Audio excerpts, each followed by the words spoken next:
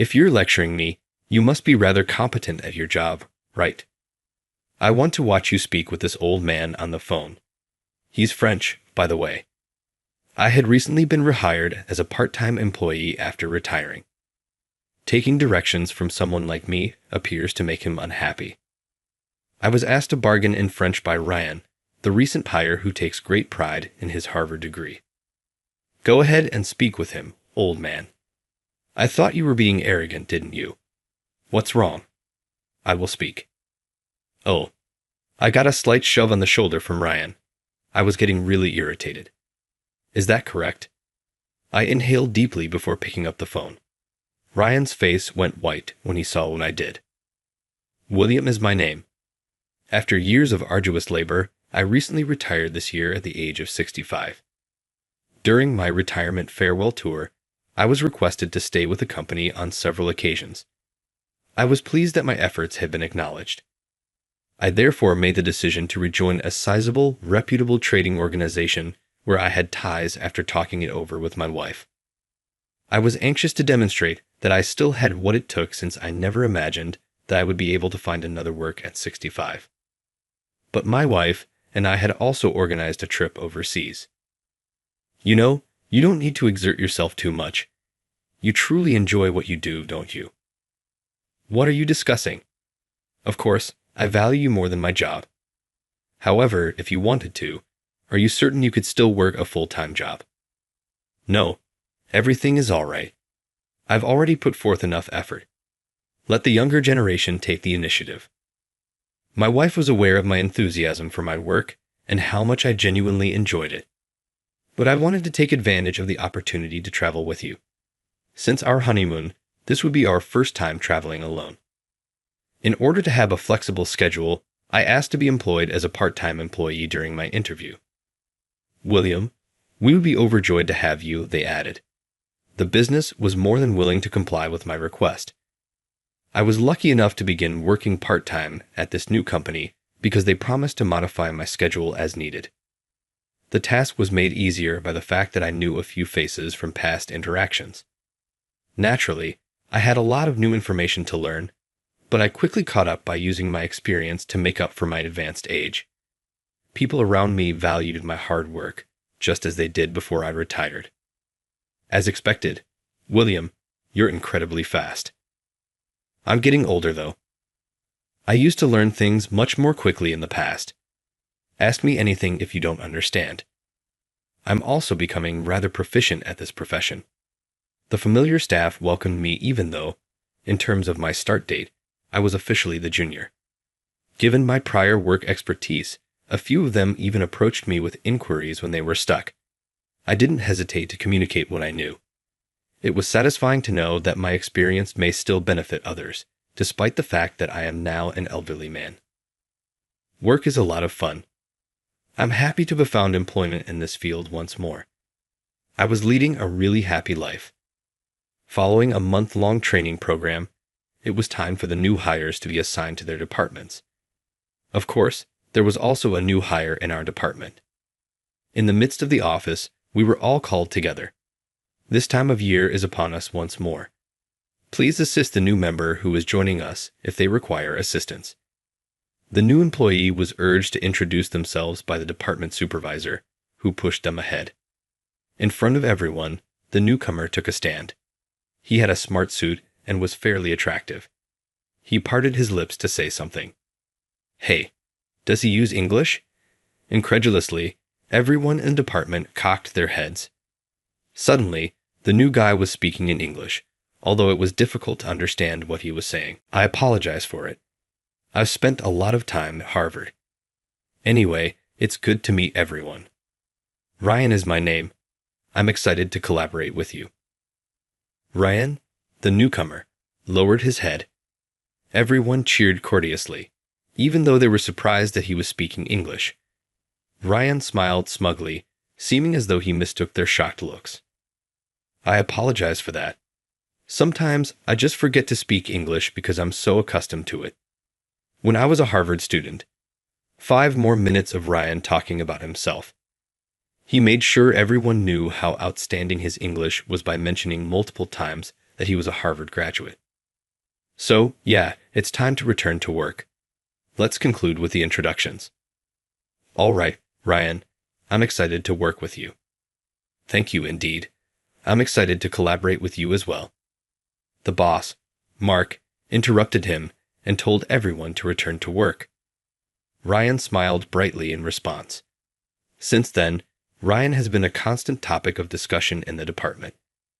He tried to use English in his conversations every day. Although his excitement was valued, it got to the point where people had to put their job on hold in order to deal with him, which left them grinning awkwardly. As we collaborated, we discovered that Ryan's supposedly fluent English was actually very difficult to comprehend. Ryan would remark, "Well, it just comes out naturally because I only spoke English while I was at Harvard."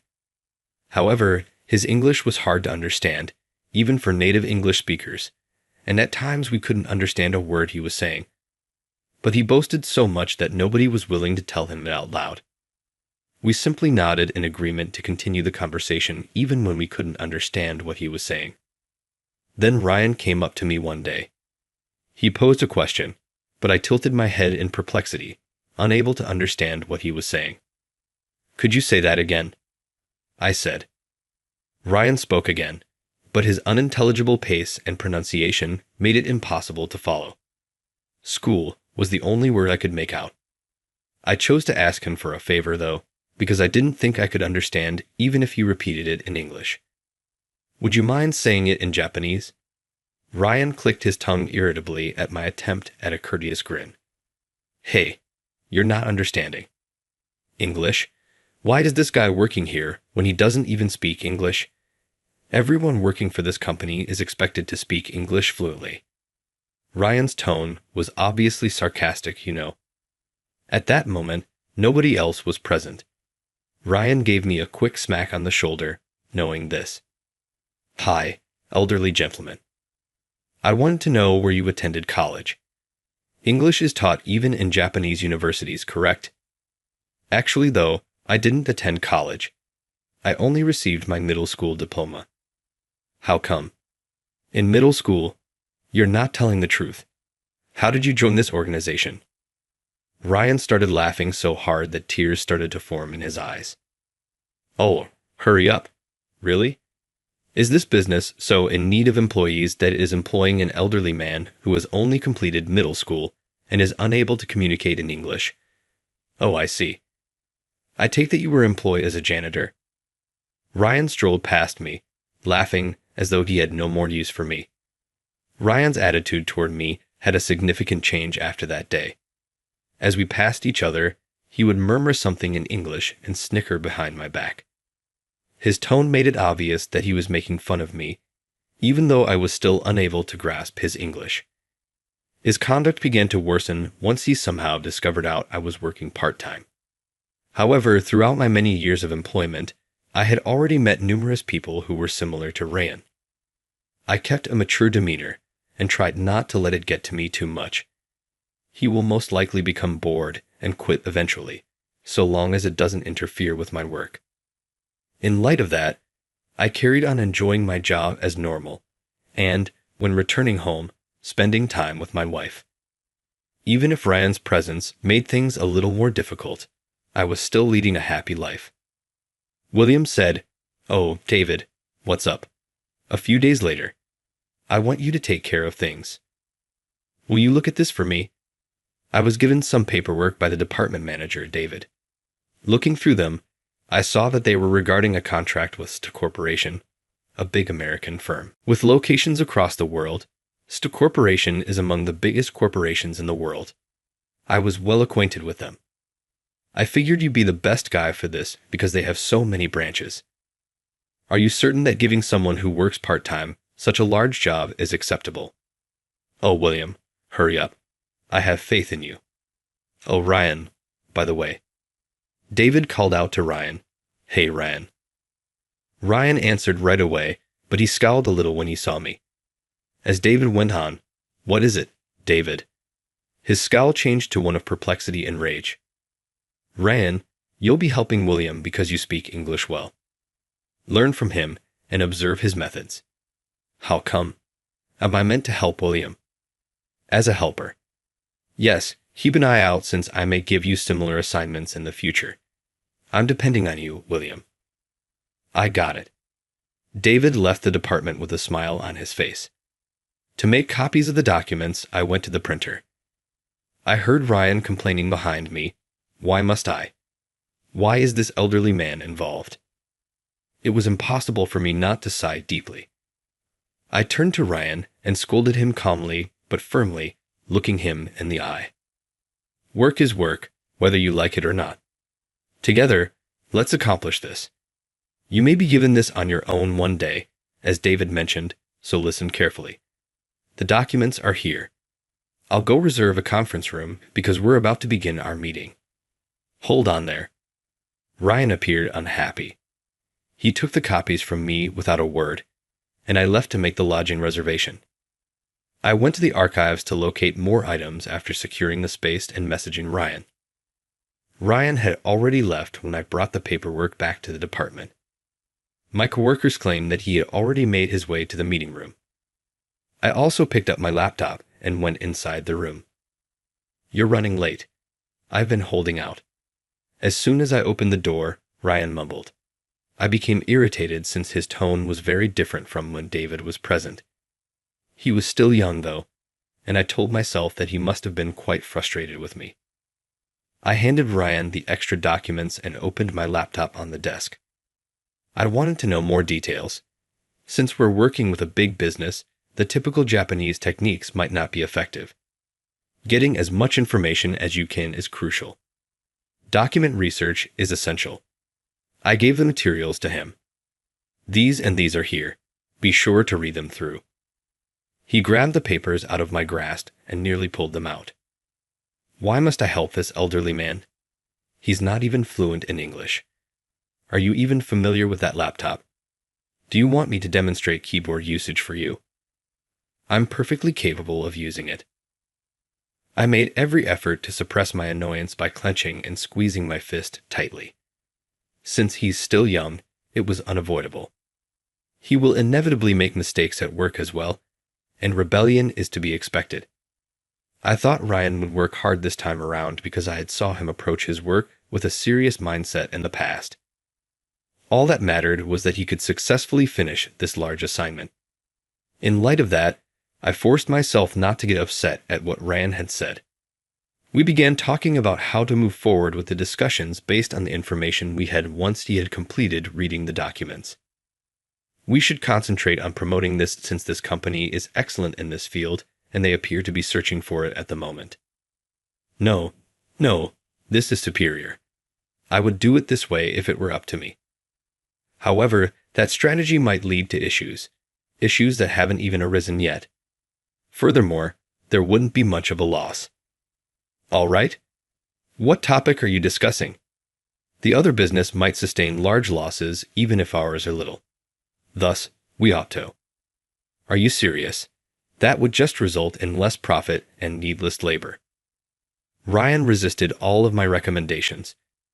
During our conversation, he never once nodded in agreement. I listened to his thoughts, trying to remain composed, because I thought he could have a better suggestion. However, all of his recommendations were flawed. His suggestions were all aimed at increasing our business's earnings without taking the rival company's response into account. Nothing was determined for a while, and Ryan grew more and more angry at me for not supporting his ideas. What a horrible plan. The old man with little education really has no use for anything he thinks about. You're such a moron. You still have me as your senior. Don't use such language while we're working, but you only work part-time, right? Is a part-time employee considered a senior? Being part-time doesn't matter at this moment because I work full-time. Do things right because it's the job. Yeah. As we prepared the documentation to present to David, we proceeded to type up the strategy on the computer. Ryan decided to enter in his own name when I got to the part about the person who would be handling the negotiations, the person in charge of calls. You don't speak English, do you, William? Let me do it. In contrast to someone who has only completed middle school, I have actual international experience. His smile was smug as he typed. Without first talking to me, he even began adding elements that hadn't been decided upon yet. Something inside of me snapped. Enough. A job is not a game. Ryan flinched at my abrupt yell, but he got to his feet and attempted to overtake me. You should take a step back. This type of task shouldn't even be left to you, an old man with no education. It's pitiful how David grovels to you, and you're just an old man with nothing to offer but your age. In the warehouse, someone like you ought to be cooped up in the back sorting papers. Instead, why don't you go do that? I got up too after Ryan's tirade. You should know better than to use such language in a business setting. I'm still your senior. How does hearing such derogatory remarks affect your coworkers, in your opinion? Ryan was shocked by my loud voice. He seemed really astonished because I didn't often raise my voice. I didn't care, though. You haven't even thoroughly examined these materials, I said, gesturing to the papers arranged on the table. You have no knowledge of the other business. You haven't even bothered to ask me any questions or conduct any investigation. Knowing your negotiating partner is the fundamental rule of this work. Have you not even been taught the fundamentals? Ryan slammed his laptop closed, his face flushed. Then he stormed out of the conference room, grabbing his laptop. He clicked his tongue loudly as he walked away. Why don't you simply do all the dirty labor yourself, old man, if that's how you're going to be? As a part-time worker, you should only do the essentials. Wait. When I called for him, Ryan continued to walk and vanished into thin air. I watched him disappear behind the door, and then I calmed down. I sat down by myself in the now quiet conference room and took a big breath. Given the intensity of our dispute, I assumed Ryan wouldn't report to work the following day. Perhaps I ought to have handled it more composedly.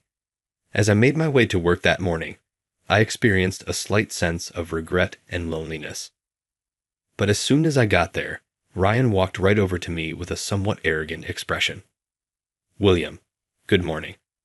Whoa, you've already changed your perspective. That's really amazing. I was so amazed by Ryan's speedy recuperation that I also gave him a warm greeting. Oh, good morning, Ryan. About yesterday. I started, but Ryan interrupted and gave me a piece of paper. I looked at him curiously as I accepted it. I've completed the task already. I'm fast at this stuff, unlike a part-timer. What is this? We were working on the report yesterday. Don't tell me you've already forgotten. It was the document that we had collaborated on. You've already completed the report in spite of our differences. Well, at least you didn't include any of the details we hadn't finalized. I began reading the document with relief, but something didn't feel right. Upon arriving at the portion containing the financial data, I verified the numbers 1, 2, and 3 times. As I frantically reviewed the numbers, Ryan erupted in laughter and clutched his stomach. Are you criticizing the document because it was created by a novice? A Harvard graduate like me would never make a mistake. In addition, I've already forwarded it. You sent it to the client. Obviously. Remember that I work quickly. I was taken aback by what Ryan said. After yesterday, I was determined not to raise my voice, but I couldn't resist shouting. Hey, this sum is incorrect. This might cost our business $1 million if it succeeds. What? My voice reverberated throughout the department, and then, as if to heighten the tension, a phone rang. When the internal line buzzed, I responded right away. This is William from the Department of Foreign Sales. Hi there. Is Ryan present? The French chapter of St. Corporation has called for him. It was Ryan's call. He grabbed the phone out of my grasp and requested to connect. I watched Ryan nervously as the connection to the French branch was connected and I was unable to hear the other person's voice. Ryan started talking on the phone in English. His statements seemed to be repeated repeatedly, but then he abruptly shifted to hesitating in French. It appeared that his English was not understood by the other side. A loud voice on the other end of the line was heard while I watched in increasing alarm, and then the phone was abruptly cut off. Slowly lowering the receiver, Ryan stood stunned. I gave his shoulder a light tap. What did they say? Ryan's expression contorted in rage as soon as I asked, and he smacked my hand away. Avoid playing tricks on me. Old man, you're to blame. This wouldn't have occurred if you had simply completed everything and submitted the paperwork yesterday. I took a deep breath instinctively as he spoke, but this time I was able to maintain my composure. Avoid blaming others.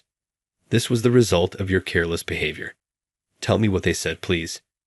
Stop talking. I'm still getting used to it. You didn't understand, did you? Stop talking.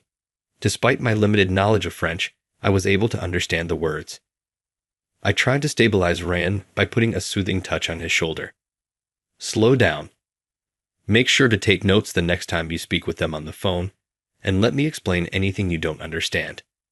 Acknowledging your ignorance is a crucial aspect of becoming a professional. Then you do it, old man. Ryan interrupted me because he was so frustrated. You ignorant fool, you dare not boss me around. Just perform your work and stop wasting time with your useless advice.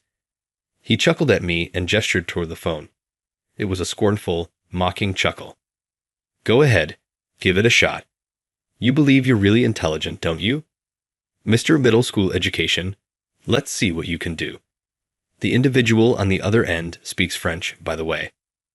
Like a razor, Ryan's comments became more and more piercing, but there was no time for this. We had to get to work. We were running out of time, so I took a quick look at the clock. I grudgingly hit the button to dial the number again. On our end, the phone rang.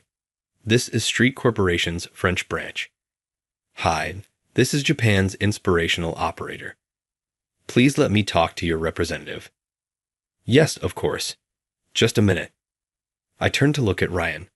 He was staring at me with wide eyes and a slightly open lips. The fact that I could speak French obviously surprised him. Hey, this is not how we can communicate. You also speak French well. I sincerely regret what I did previously. I'll be answering the phone. My name is William. Oh, at last. Someone who comprehends me. Fantastic. I had an urgent matter to discuss, so I contacted. It has to do with the papers you sent this morning. I offered my heartfelt apologies and explained the mistakes in the paperwork. I promised to quickly prepare new, updated documents and deliver them again. Luckily, we were able to avoid any major repercussions because the financial statistics had not yet been finalized and it was still in the review stage. I was relieved, so I thanked the agent and hung up. Woo, we were fortunate to catch it in time. I looked straight at Ryan. You know, they said they couldn't understand a word of your French. So, what if you can speak French? Ryan was ready to respond when the internal phone rang once again. Startled, Ryan leaped. Beep. I apologize, but there are a lot of calls coming in. In addition to the Italian and Spanish branches, there is one from Street Corporation's Chinese branch. Ryan's face went white. I looked at him and realized right once that Ryan probably only spoke English. I hurriedly grabbed the phone and requested that the operator connect me to each branch one at a time. Hello, this is William speaking. I started using Chinese to communicate with the individual on the other end. No time to see how Ryan would respond. I answered calls in a variety of languages, including Spanish, Italian, and Chinese. It had been a long time by the time I was done. I was relieved that the last call was over and took a deep breath. I took a seat and quickly copied my call notes into my notepad. Before I forgot, I had to let the appropriate departments know the specifics. Could you please recalculate the numbers on the docs you created, Ryan? Let's promptly fix them and send them to the branches again. Yes. When I saw Ryan's feeble reaction, I turned to face him. His expression was lifeless, displaying the remorse and annoyance of making a mistake while typing on his computer. Without looking at me, Ryan posed a question to me. How many languages can you speak? About 10. I wrote back. There were people from those regions in my previous job, so once I explained the situation, they understood immediately, and the calls went smoothly. It appears that we can resolve any issue. We truly escaped a bullet. But if it's in English, I cooled. In an attempt to defend himself, Ryan stumbled. In the hopes that it would finally reach him, I couldn't resist sharing what I had heard. "You're a really arrogant guy, according to Michael from the American branch. You work quickly, but you make a lot of mistakes," he said. Additionally, he asserted that proficiency in English does not equate to excellence. What? Additionally, it's really difficult to understand your English. I found it difficult to follow, and Michael admitted that he had trouble understanding you at points. To prevent interfering with the work, he intends to urge David to let me handle your responsibilities until you are able to communicate more effectively. To be honest, you've merely made my plate bigger. After saying this, Ryan had a deceived look on his face when I turned to face him. He had never before been made aware of this, it appeared. I stopped working and looked straight at Ryan. Although language serves as a tool for communication, the motivation behind it is what counts most. Communication should come naturally. There's no use showing it off. English proficiency alone did not earn you a Harvard degree. All right. You were able to achieve more because you put a lot of effort into your studies and learned how to use English. In an attempt to uplift Ryan, I gave him a gentle pat on the back. When I was younger, I also made a lot of errors. Despite the fact that I barely completed middle school, I was frequently made fun of for it. I'm here now because I put in a lot of work and conquered those obstacles. Now, Ryan, it's acceptable to make mistakes because you're still young. Just be careful not to do them again. Ryan had been shouting, but now he was silent. He seemed to think about what I had said as he looked down. He finally gave a silent nod of agreement. I returned to my work satisfied. Okay, let's resume our job. Don't worry, we've made it this far. Let's continue and get the job done, shall we? Ryan answered quietly. After that, there were no more disagreements between us, and the work proceeded without incident. It was finally the conclusion of the workday. The sky outside the window was completely dark. Usually, I would begin packing things with a feeling of achievement, but today I had another destination to go with Ryan. We knocked on the door in front of us, both of us feeling anxious. The door was marked with the words President's Office. Knock, knock. Enter. It's William and Ryan. Ah, enter. We apologize. We opened the president's office door together. Our president, Mr. Anderson, was inside, his face grim with rage. Today's error was the topic of this meeting. Although it had been a tight call, we had barely avoided suffering a significant loss. I told Mr. Anderson what was going on right away. What were you thinking, Ryan? Mr. Anderson reprimanded Ryan while he was still upright. If he had previously appeared pale, he was now almost ghostly white. He looked like a walking corpse, his face devoid of any color. It's likely that he was mentally projecting the worst scenario.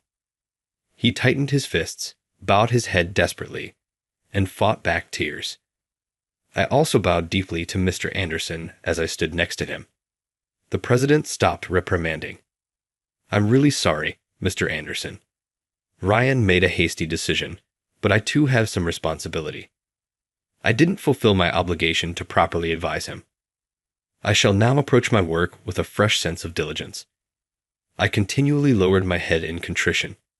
When he saw how sincere I was, Mr. Anderson let out a long, tortured sigh and leaned back in his chair. I'll overlook this because of William. However, Ryan, if you make another error like this, you should be ready to quit the company. Ryan glanced up at Mr. Anderson, who gave him a serious nod. I'm grateful. I'll take great effort to avoid making any additional errors. William, thank you so much for it. You two must be worn out now. Leave for home today, and starting tomorrow, let's keep up the good effort. Yes, I'm grateful. Thank you, and enjoy your evening. We bowed once more and slipped out of the president's office. Ryan turned to me and bowed deeply as soon as we were outside. Thank you, William. Thank you so much. He appeared to be a different person. His attitude had entirely altered. Ryan seems to have been reborn. As I was about to go, I waved my hand dismissively, but before I could say anything more, Ryan, full of fresh resolve, bowed at the waist in a respectful gesture. Let me learn from you, William, please. In this work, I wish to watch and absorb your example. Tell me everything you know, please. I genuinely asked you to do this. I felt valued after hearing what he had to say, and I couldn't help but smile while I scratched my cheek. Just be sure to observe and take notes, okay? Ryan was somewhat more modest after that. He seemed like a totally different person. He completely ceased boasting and started paying close attention to what other people had to say. He promptly sought guidance when issues emerged. Our big project went off without a hitch and without any more errors. Working closely with him, I saw that he had a keen mind thanks to his Harvard degree. He was incredibly competent, learning new abilities fast and using them successfully. He was a man of extraordinary talent. Even his English problems, which I had observed, greatly improved when I pointed them out. Ryan took the criticism seriously and put a lot of effort into fixing his errors, which greatly improved the readability of his English. Although it might be challenging to change deeply rooted language and habits, Ryan made the effort to practice consistently. To gauge his progress, I had to attempt to call our American contact, Michael. Michael felt a great sense of admiration. He gave Ryan his complete support, saying, "Now I can trust him with this." My workload started to lessen as a result, and I now have more time in my schedule because I can take time off anytime I choose. I still work, but I now love taking trips overseas with my wife. Everyone has made mistakes. Nobody has ever succeeded without failing at some point. But the most important thing is what you do when you make a mistake. I've come to think that as long as you keep striving to improve, it's acceptable to fail frequently. At my age, I've learned again that it's more essential to learn from your mistakes and move on rather than to hide them.